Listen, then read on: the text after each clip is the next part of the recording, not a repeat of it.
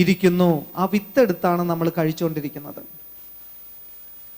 10 വർഷം മുമ്പ് അല്ലെങ്കിൽ 20 വർഷം മുമ്പ് ഒരു ധ്യാനം കൂടി അന്ന് കിട്ടിയ അഭിഷേകമായിട്ട് ഇന്ന് ഓടുക. അഭിഷേകത്തിന് ഒരു മാറ്റവും വന്നിട്ടില്ല. അഭിഷേകത്തിന് ഒരു മാറ്റവും വന്നിട്ടില്ല. അതിച്ചിരിയൊക്കെ കുറഞ്ഞു പോയിട്ടുണ്ടെങ്കിലേ ഉള്ളൂ. നിങ്ങൾ ധ്യാനം കൂടി ഉണർവിലേക്ക് വന്ന അതേ അഭിഷേകത്തിലൂടെയാണോ നിങ്ങൾ ഇന്ന് നിൽക്കുന്നത്? പ്രിയപ്പെട്ടവരെ, ആ അഭിഷേകത്തിൽ നിന്നാ പോരാ. കർത്താവ് ആഗ്രഹിക്കുന്നു നിങ്ങൾ അഭിഷേകത്തിൽ വളർച്ച പ്രാപിക്കണം, വളർച്ച പ്രാപിക്കണം. വിശുദ്ധിയിൽ നിങ്ങൾ വളർച്ച പ്രാപിക്കണം. ഹല്ലേലൂയ. പ്രിയപ്പെട്ടവരെ, വചനം നമ്മെ തേടിയല്ല വരേണ്ടത്. നമ്മൾ വചനത്തെ തേടി പോണം. നമ്മൾ ബോധ്യങ്ങളെ തേടി പോണം.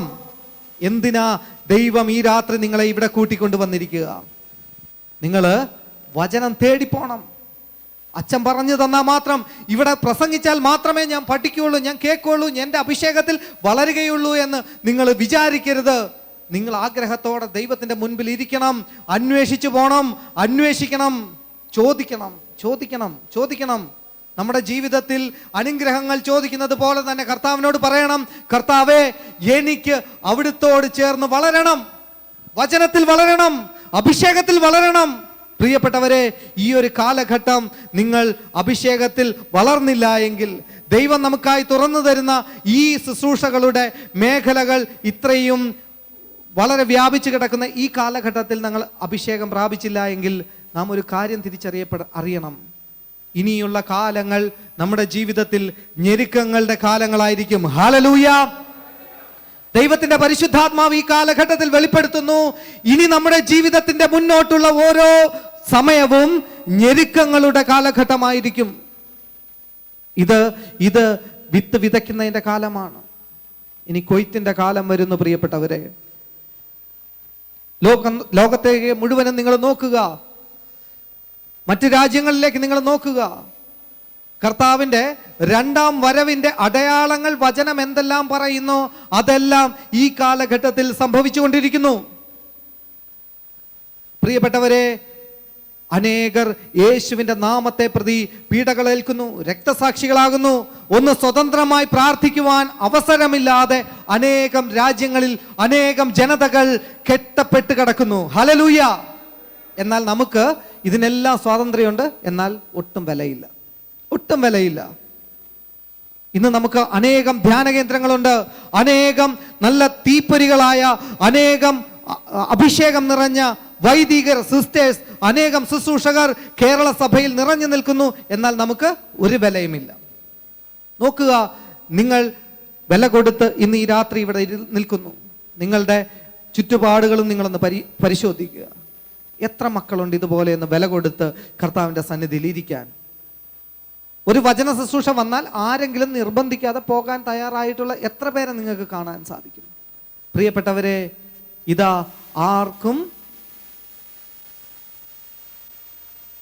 പറ്റാത്ത, ഉറങ്ങാൻ പറ്റാത്ത കാലങ്ങൾ കടന്നു വരികയാണ്. ഈശോ തന്നെ നമ്മോട് പറഞ്ഞിട്ടുണ്ട്, നിങ്ങൾ ഇതൊന്നും ഓർത്ത് കരയണ്ട, എന്നെ പറ്റി ഒന്നും ഓർത്ത് നിങ്ങൾ വിഷമിക്കണ്ട. ആരെ പറ്റി ഓർക്കണം? അടുത്ത തലമുറകളെ നിങ്ങൾ സ്വപ്നം കാണണം. നമുക്ക് നമ്മുടെ കേരള സഭയെയും ഇന്ത്യൻ സഭയെയും ഇതുപോലെ ശക്തിപ്പെടുത്താൻ ഓടി നടന്ന രാജ്യങ്ങളുണ്ട്. ഇംഗ്ലണ്ടും അയർലൻഡിൽ നിന്നുമാണ് അനേകം മിഷണറിമാർ കേരള സഭയെ, ഇന്ത്യൻ സഭയെ ഉണർത്താൻ ഓടി നടന്നിട്ടുണ്ട്. അനേകം വിശുദ്ധരെ നൽകി. നമുക്ക് എത്ര വിശുദ്ധരുണ്ട് ഇപ്പോൾ കേരള സഭയ്ക്ക്? ഇന്ത്യൻ സഭയ്ക്ക് എത്ര വിശുദ്ധരുണ്ട്? 3 വിശുദ്ധർ. ഇനിയും കുറച്ച് വിശുദ്ധരെ ലഭിക്കുമെന്ന് നമ്മൾ പ്രാർത്ഥിച്ചുകൊണ്ടിരിക്കുന്നു. 2000 വർഷമായിട്ട്, 2000 വർഷമായല്ലേ ഇന്ത്യൻ സഭ തുടങ്ങിയിട്ട്? തോമാസ് ലീഹ തുടങ്ങി വെച്ച സഭയാ. ഈ 2000 വർഷത്തിൽ കേരള സഭയ്ക്ക് 3 വിശുദ്ധരെ ആയിട്ടുള്ളൂ. എന്നാൽ ഇംഗ്ലണ്ടും അയർലൻഡൊക്കെ അനേകം വിശുദ്ധർക്ക് ജന്മം നൽകിയ രാജ്യമാണ്. എന്നാൽ ഇന്നത്തെ ആ രാജ്യത്തിൻ്റെ അവസ്ഥ എന്താണെന്നറിയാവോ? നമ്മളെക്കാൾ തീഷ്ണമതികളായ അനേകം ആളുകൾ ജീവിച്ചിരുന്ന ആ രാജ്യത്ത് ഇന്ന് പള്ളികൾ അടച്ചുപൂട്ടപ്പെടുന്നു. കാരണം അച്ഛന്മാരില്ല. ആ പള്ളികളിൽ ശുശ്രൂഷ നടന്നാൽ അതിലേക്ക് കടന്നു വരാൻ ആളുകളില്ല. വിശ്വാസം നഷ്ടപ്പെട്ടുകൊണ്ടിരിക്കുന്നു. പ്രിയപ്പെട്ടവരെ, ഇത് ഇംഗ്ലണ്ടിലും അമേരിക്കയിലുമാണെന്ന് പറഞ്ഞ് നിങ്ങൾ ഇരിക്കരുത്. ഇത് നമ്മുടെ ഇടയിലേക്ക് കടന്നു വരികയാണ്. ഹല്ലേലൂയ. പ്രിയപ്പെട്ടവരെ, ഇത് നടക്കുന്നത് സിറിയയിലും ഈജിപ്തിലുമാണ് എന്ന് പറഞ്ഞ് നിങ്ങൾ ഇരിക്കരുത്. ഇറാഖിലാണ് ക്രിസ്ത്യാനികൾ കൊല്ലപ്പെടുന്നത് എന്നോർത്ത് നിങ്ങൾ ഇരിക്കരുത്. ഈ സഹനം നമ്മുടെ ജീവിതങ്ങളിലേക്കും കടന്നു വരുന്ന കാലമായി. ഹല്ലേലൂയ. ഇനി അധികം കാലമൊന്നും നമ്മുടെ ജീവിതത്തിൽ ഈ സ്വാതന്ത്ര്യവും ഇതുപോലെ നിറഞ്ഞു നിൽക്കുന്ന ശുശ്രൂഷകളുമുള്ള കാലങ്ങളാണ് എന്ന് ആരും വിചാരിക്കേണ്ട. കാരണം ഇത് എൻ്റെ പ്രവചനമൊന്നുമല്ല. ഇത് ഈ കാലഘട്ടത്തിലെ ആരുടെയും പ്രവചനമല്ല. ഇത് കർത്താവിൻ്റെ പ്രവചനമാണ്. ഇത് കർത്താവിൻ്റെ പ്രവചനമാണ്. കാലം അതിൻ്റെ അന്ത്യത്തോടടുക്കുമ്പോൾ അനേകം സഹനങ്ങൾ കടന്നു വരും. വിശ്വസിക്കുന്നവരുടെ പോലും വിശ്വാസം നഷ്ടപ്പെടുത്തുന്ന വിധമുള്ള അനേകം പഠിപ്പിക്കലുകൾ ഇന്ന് നമ്മുടെ ഇടയിലുണ്ട്. ഇത് വേറെ എങ്ങനത്തെ കാര്യമല്ല. പ്രിയപ്പെട്ടവരെ, ഇതുപോലെയുള്ള ചില കാര്യങ്ങൾ വരുമ്പോൾ ദൈവജനം പുതിയൊരു അഭിഷേകത്തിലേക്ക് കടന്നില്ല എങ്കിൽ, പുതിയൊരു തീഷ്ണതയിലേക്ക് കടന്നില്ല എങ്കിൽ നമ്മുടെ വിശ്വാസ ജീവിതം തന്നെ നമുക്ക് നഷ്ടപ്പെട്ടു പോകും. Hallelujah, hallelujah. അതുകൊണ്ട് ഈശോ പറയുന്ന ഒന്നാമത്തെ ഒരു കാര്യം, നമ്മുടെ അഭിഷേക ജീവിതത്തിൽ നമ്മൾ വളരാത്തതിൻ്റെ ഒരു കാര്യം വിലാപങ്ങളുടെ പുസ്തകം 4-ാം അധ്യായത്തിൻ്റെ 1-ാമത്തെ തിരുവചനത്തിലൂടെ ഈശോ പറയുന്നുണ്ട്. നമ്മൾ കിട്ടിയ അഭിഷേകത്തിൽ നിന്ന് പിറകോട്ട് പോയി. പലപ്പോഴും സ്വർണം എങ്ങനെ മങ്ങിപ്പോയി, തങ്കത്തിന് എങ്ങനെ മാറ്റം വന്നു, വിശുദ്ധ മന്ദിരത്തിന്റെ കല്ലുകൾ വഴിക്കവലകളിൽ ചിതറിക്കിടക്കുന്നു. നാമാണ് ആ വിശുദ്ധ മന്ദിരത്തിന്റെ കല്ലുകൾ. പ്രിയപ്പെട്ടവരെ, ഹഗ്ഗായി പ്രവാചകന്റെ പുസ്തകത്തിൽ തന്നെ 1-ാം അധ്യായത്തിൽ ഈശോ കുറച്ചുകൂടെ പറയുന്നുണ്ട്. ഈ ആലയം തകർന്നു കിടക്കുന്ന ഈ സമയം നിങ്ങൾ മച്ചിട്ട ഭവനങ്ങളിൽ വസിക്കാനുള്ളതാണോ? അതുകൊണ്ട് സൈന്യങ്ങളുടെ കർത്താവ് അരുളി ചെയ്യുന്നു, നിങ്ങളുടെ സ്ഥിതിയെപ്പറ്റി ചിന്തിക്കുവിൻ. നിങ്ങൾ ഏറെ വിതച്ചു, കുറച്ചു മാത്രം കൊയ്തു. നിങ്ങൾ ഭക്ഷിക്കുന്നു, ഒരിക്കലും തൃപ്തരാകുന്നില്ല. നിങ്ങൾ പാനം ചെയ്യുന്നു, തൃപ്തി വരുന്നില്ല. നിങ്ങൾ വസ്ത്രം ധരിക്കുന്നു, ആർക്കും കുളിര് മാറുന്നില്ല.